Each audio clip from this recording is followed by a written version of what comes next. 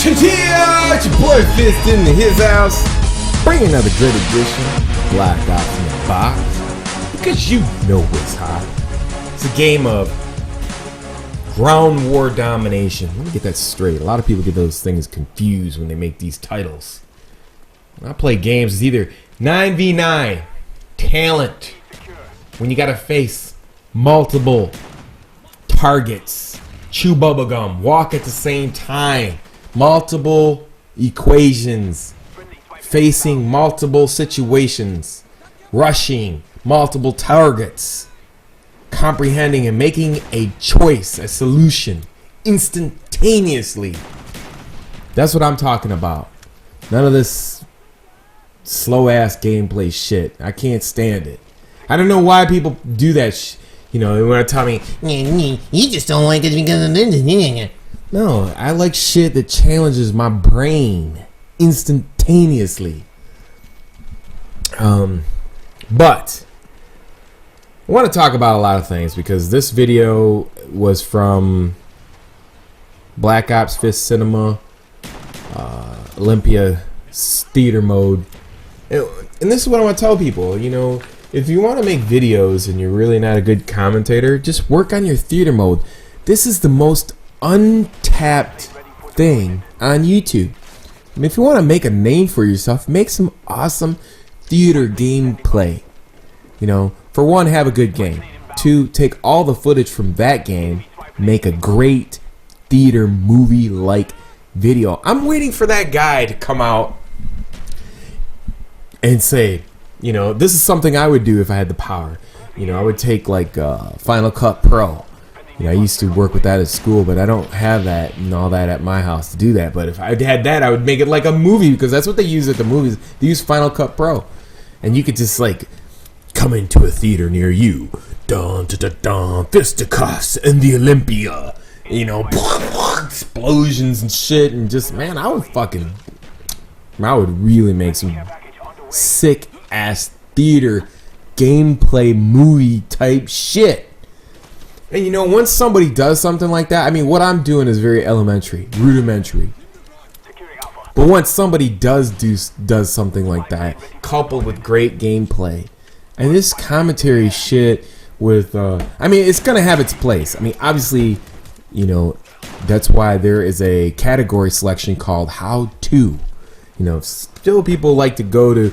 It's kind of like back in the day when you had the IGN magazines and you wanted to learn all the tricks and all that stuff, and you wanted to figure out how to play the game, and you would look at the books and you'd say, okay, here's how you do it. This is like a fact.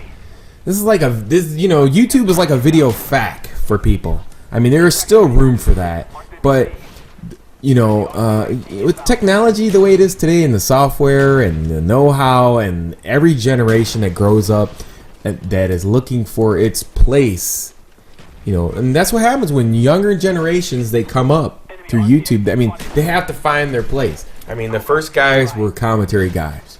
The second generation of guys were guys that made the videos look good. Now you have third generation of guys that are coming up that are probably like 10, 11, 12 years old, that are understanding theater mode, that, you know, they probably don't have the wisdom, you know, but some people like, you know, the wisdom from seeing movies and watching movies and the angles from movie making.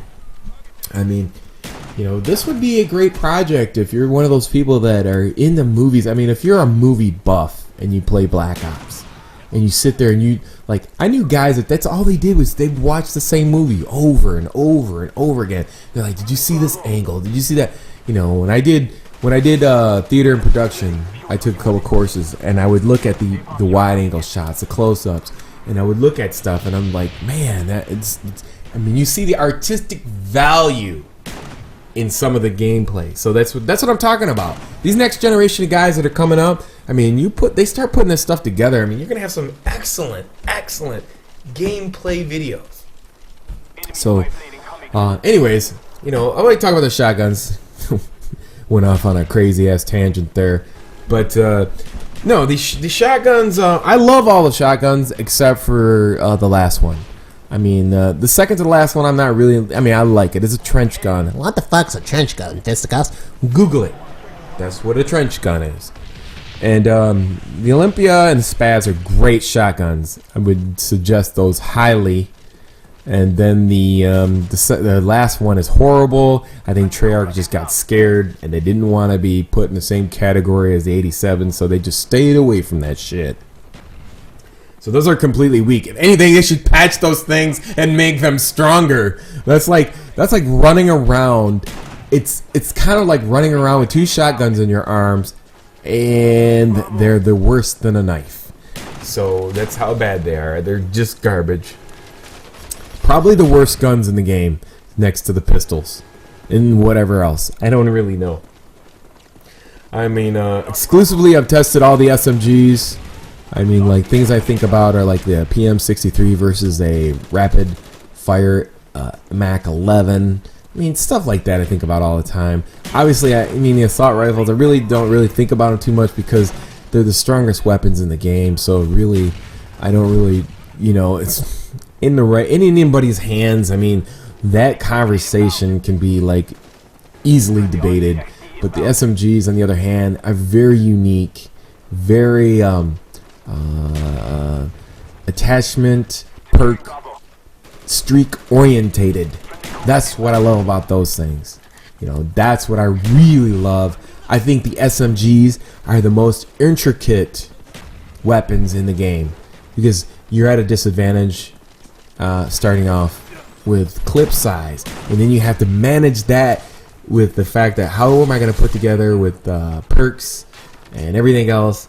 It's just I love it. It's kind of like fucking, I don't know how to explain it. It's just fucking, it's awesome. I wish all the weapons were like the SMGs as far as like trying to customize their ability to work in the game. Like they give you just enough and they make you work the rest out. Same with the shotgun. The M60 is probably the best machine gun. I love the M60. That thing's fucking, love the way it sounds. They did a great job on the sound in these games. I love the way the weapons sound. So I always like to put myself at a challenge using these weapons, I mean, obviously you can make a video and use like, the same old shit like the AK-74, fucking you, and the 47 and the Commando, and I mean, the shit gets boring. So I like to use different stuff and challenge myself. And the other reason is too is like you got to remember people that use unique weapons and they make it look easy is because they use them probably since the beginning of the game and they just don't want to give them up. So when you come up against somebody like that, you have to have the ability to know how to beat them and what combination to beat them. And I've designed a couple of kits to beat certain type of gameplay styles as well as actual time and grade for weapons. Like I said, I've got a gameplay where I use a jammer and ghost, and I wish that customization per weapon class would include streaks as well, because sometimes you want to change midway through the game. You want to use like counter UAV and SR-71. I mean, those are the things that you can't use mid game. You have to like wait. You're like, okay, you don't know what these guys are going to start off with in the beginning of the game. And you can't change mid game. So I think you should have customizable classes for streaks included into those slots, weapon slots in gameplay, especially these long dragged out ground war games. But more or less, I mean, I don't know. I think the Spaz is probably the best shotgun. The Olympia is the second best, and then the other two. And obviously, the last one is the worst one.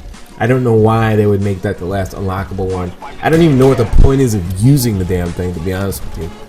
So this game, I pulled off a pretty good score of rushing using the Olympia. I think this is towards the end. I throw out my little care package. I go 43 and 14. I think that's the last. And that's pretty damn good. Ground war 43 and 14.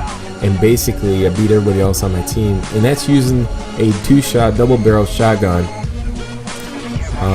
with Sleight of Hand Pro, Lightweight Pro, Marathon. I have Marathon Pro. And that's the thing. I mean, you can adjust your combinations. There's really no attachments for the Olympia. But that's it. 43 and 14. I'll probably see you guys after Christmas or before then, very shortly. Until next time, your boys. Peace.